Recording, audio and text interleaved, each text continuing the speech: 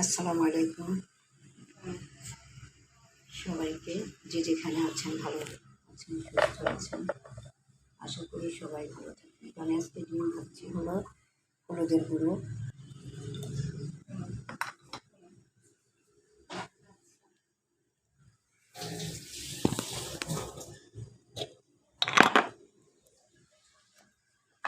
হলুদের গুঁড়ো, মরিচের গুঁড়ো,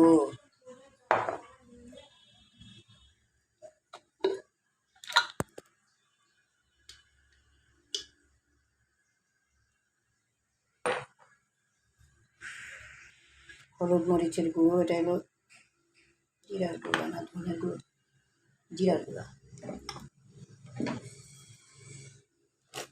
একটু মশলা, এটা হলো রাঁধুনি মশলা।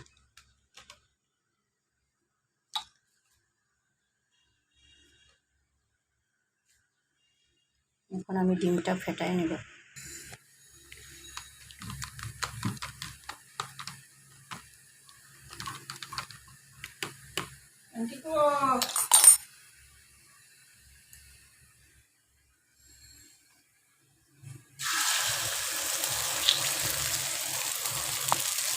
এটাই হলো ডিমের আসল অপশন।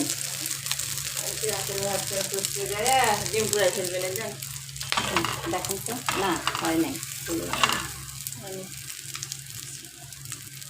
এটা আমার দাদু আগে ভাজতে। এটা টমেটো দিলে আরও টেস্ট। হ্যাঁ, টমেটো দিলে মজা লাগে। খাওয়া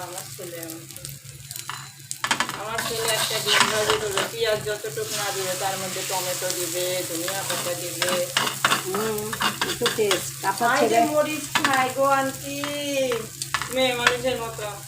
আমার মেয়েরা এক এক সময় রাগ করে, এই তুই মেয়ে মানুষের মতো একটু ঝাল খাস কেন, কাঁচা মরিচ নিয়ে ভাতের সাথে বসে। আরে এটা তো খাই সবাই কাঁচা মরিচ। আন্টি আপনি নাস্তা শেষ করেন, কী খাবেন জানি না। এই যে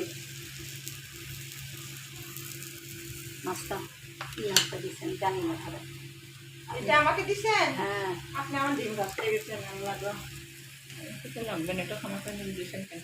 সেই কী জানি কয়, ওই রুটি দুইটা আমাকে, আমি শাশুড়িকে বানাই দেবো, ওনাকে দুইটা ছাড়া দেওয়া যাবে না। আমি বানাবেন খায়ে ইয়ে করে নেই, একটা বানাবো, আপনি ওইটা খান, আর একটা আছে না ওখানে ওইটা খান।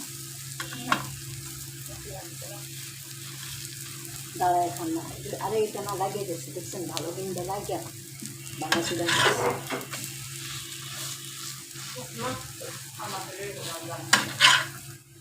একটা ডিম ভাজাতে দেখেন আরও বেশি যেত, 5 মিনিটের উপরে যেত, 3.5 মিনিট হয়ে গেছে, এখনও ডিম ভাজাই হয় না। তো এইটা হলো আমার একটা মজার ডিম ভাজা। কি? ও আচ্ছা, এখন তুলে নিব।